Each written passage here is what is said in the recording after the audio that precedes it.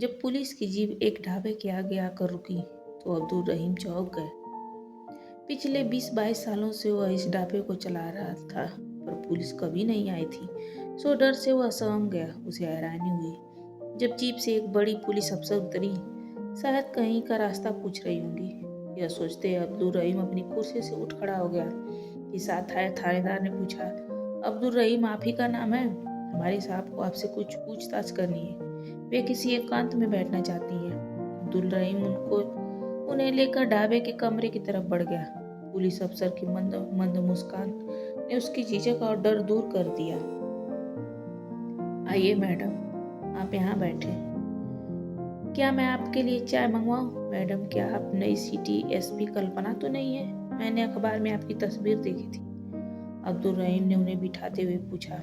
हाँ, छोटा सा जवाब देकर वे आसपास का मुआयना कर रही थी।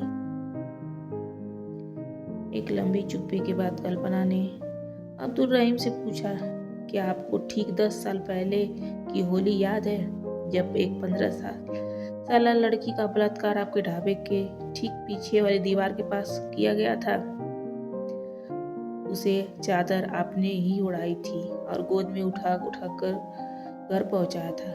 अब चौंकाने की बारी अब्दुल रहीम बारी की थी। पसीने की एक लड़ी कनपटी से बहते हुए पीठ तक जा पहुंची। थोड़ी देर तक सिर झुकाए मानो विचारों में गुम रहने के बाद उसने सिर उठाया। उसकी पलकें भीगी हुई थी। अब्दुल रहीम देर तक आसमान में घूरता रहा। मन सालों पहले पहुंच गया। होली की वह मनहूस दोपहर थी। सड़क पर रंग खेलने वाले कम हो चले थे। इक्का दुक्का मोटरसाइकिल पर लड़के शोर मचाते हुए आते जाते दिख रहे थे। अब्दुल रहीम ने उस दिन भी ढाबा खोल रखा था। वैसे तो ग्राहक न के बराबर आए थे। होली का दिन जो था, दोपहर होती देख अब्दुल रहीम ने भी यह ढाबा बंद कर घर जाने की कोशिश सोची कि पिछवाड़े से आती आवाजों ने उसे छिटकने पर मजबूर कर दिया। 4 लड़के नशे में चूर थे। पर यह क्या है? वे एक लड़की को दबोचे हुए थे। छोटी बच्ची थी, शायद 14-15 साल की। अब्दुल रहीम उन 4 लड़कों को पहचानते थे। सब निठल्ले आवारा थे, एक पिछड़े वर्ग के नेता के साथ लगे थे और इसलिए उन्हें कोई कुछ नहीं कहता था। वे यहीं आसपास के थे। चारों छोटे मोटे जुर्म कर अंदर बाहर होते रहते थे। रहीम जोर शोर से चिल्लाया, पर लड़कों ने उसकी कोई परवाह न की। बल्कि एक लड़के ने ईंट का एक टुकड़ा ऐसा चलाया कि सीधे उसके सिर पर आग लगा और वह बेहोश हो गया। आंखें खुली तो अंधेरा हो चुका था। अचानक उसे बच्ची का ध्यान आया। उन लड़कों ने तो उसे ऐसा हाल कर दिया था कि शायद गिद्ध भी शर्मिंदा हो जाए। बच्ची शायद मर चुकी थी। अब्दुल रहीम दौड़कर मेज पर ढका एक कपड़ा खींच लाया और उसे उसमें लपेटकर पानी के छींटे मार मार कर कोशिश करने लगा कि शायद कहीं जिंदा हो। चेहरा साफ होते ही वह पहचान गया कि यह लड़की गली के आखिरी छोर पर रहती है। उसे नाम तो मालूम नहीं था, पर घर का अंदाजा था। रोज ही तो वह अपने सहेलियों के संग उसके ढाबे के सामने से स्कूल जाती थी। बच्ची की लाश को कपड़े में लपेटे अब्दुल रहीम उसके घर की तरफ बढ़ चला। रात गहरा गई थी। लोग होली खेलकर अपने अपने घरों में घुस गए थे, पर वहां बच्ची के घर के आगे भीड़ जैसी दिख रही थी। शायद लोग खोज रहे थे कि उनकी बेटी किधर गई। अब्दुल रहीम के लिए एक एक कदम चलना भारी हो गया था। वह दरवाजे तक पहुंचा कि उससे पहले लोग दौड़ते हुए उसकी तरफ आ गए। कांपते हाथों ने उसने लाश को एक जोड़ी हाथों में थमाया और वहीं घुटना के बल गिर पड़ा। वहां चीख पुकार मच गई। मैंने देखा है, किसने किया है, मैं गवाही दूंगा कि कौन थे वो लोग। रहीम कहता जा रहा था, पर किसी ने भी उसे नहीं सुना। मेज पर हुई थपकी की आवाज से अब्दुल रहीम यादों से बाहर आया। देखिए, उस केस को दाखिल करने का आर्डर आया, कल्पना ने बताया। पर इस बात को तो सालों बीत गए मैडम, रिपोर्ट तक दर्ज नहीं हुई थी। उस बच्ची के माता पिता शायद उसके गम को बर्दाश्त नहीं कर पाए थे और उन्होंने शहर छोड़ दिया था।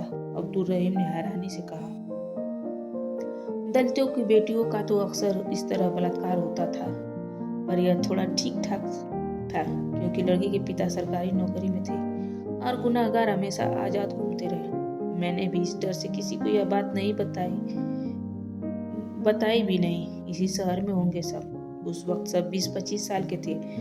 मुझे सबके बाप के नाम पते मालूम है। मैं आपको उन सबके बारे में बताने के लिए तैयार हूँ। अब्दुल रहीम को लगा कि चश्मे के पीछे कल्पना मैडम की आंखें भी नम हो गई थी। उस वक्त भले ही गुनहगार बच गए हों, लड़की के माता पिता ने बदनामी से बचने के लिए मामला दर्ज ही नहीं किया। पर आने वाले दिनों में उन चारों पापियों की करतूत फोटो समेत हर अखबार की सुर्खी बनने वाली है। आप तैयार रहें, एक लंबी कानूनी जंग में आप एक अहम किरदार होंगे। आज पहली बार किसी पुलिस वाले को चाय के पैसे देते देखा, छोटू टेबल साफ करते हुए कह रहा था। और अब्दुल रहीम को लग रहा था कि सालों से सीने में रखा बोझ कुछ हल्का हो गया था। इस मुलाकात के बाद बहुत तेजी से बीता। वे चारों लड़के जो अब अधेड़ हो चले थे, उनके खिलाफ शिकायत दर्ज हो गई।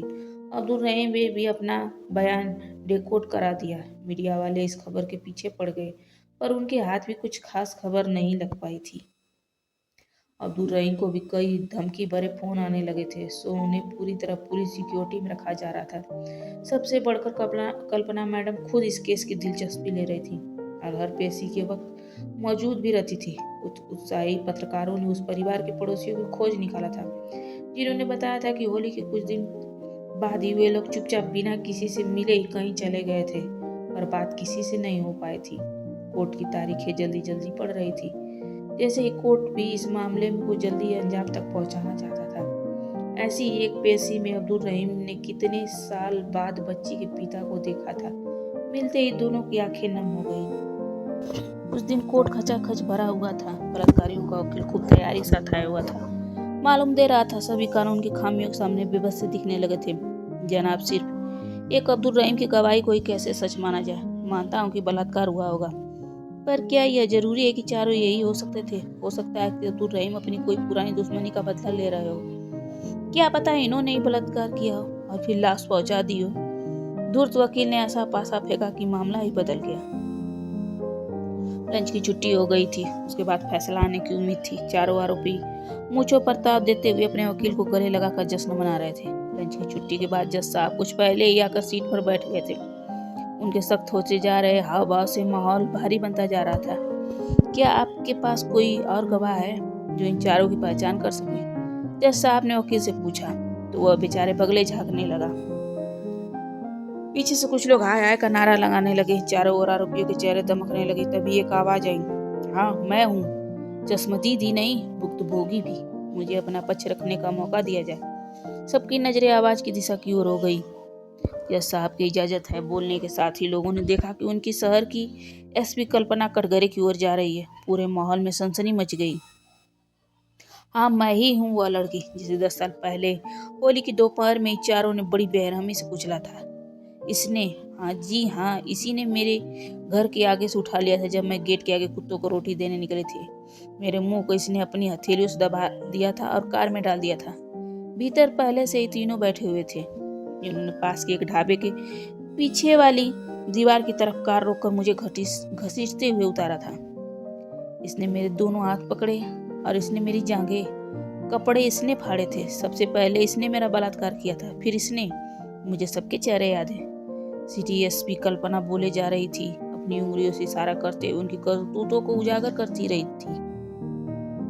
कल्पना के पिता ने उठकर 10 साल पुराने हुए मेडिकल जांच के कागजात कोर्ट को सौंपे, जिसमें बलात्कार की पुष्टि थी।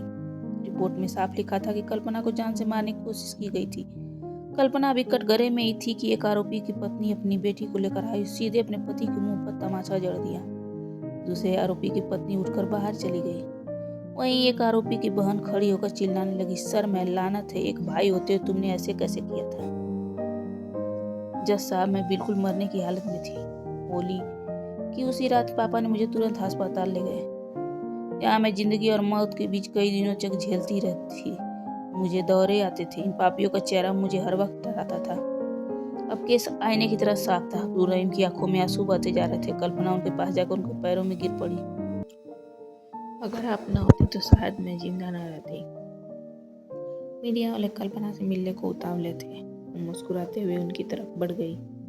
अब्दुल रहीम ने जब आपको कपड़े में लपेटा था तब मरा हुआ ही समझा था। मेज के उस कपड़े से पुलिस की वर्दी तक अपने सफ़र के बारे में कुछ बताइए, एक पत्रकार ने पूछा, जो शायद सभी का सवाल था। उस वारदात के बाद मेरे माता पिता बेहद दुखी थे और शर्मिंदा भी थे। शहर में वो कहीं मुंह दिखाने के लायक नहीं रही। मेरे पिताजी ने अपना तबादला इलाहाबाद में करा लिया था। सालों घर में से बाहर जाने से डरती थी। आगे की पढ़ाई मैंने प्राइवेट की। मैं अपने माता पिता को हर दिन थोड़ा थोड़ा मरते देख रही थी। उस दिन मैंने सोचा था कि बहुत हुआ, अब और नहीं। मैं भारतीय प्रशासनिक सेवा में जाने के लिए परीक्षा की तैयारी करने लगी। आरक्षण के कारण मुझे बहुत फायदा हुआ और मनचाही नौकरी मिल गई। मैंने अपनी इच्छा से राज्य को चुना। फिर मौका मिला इस शहर में आने का।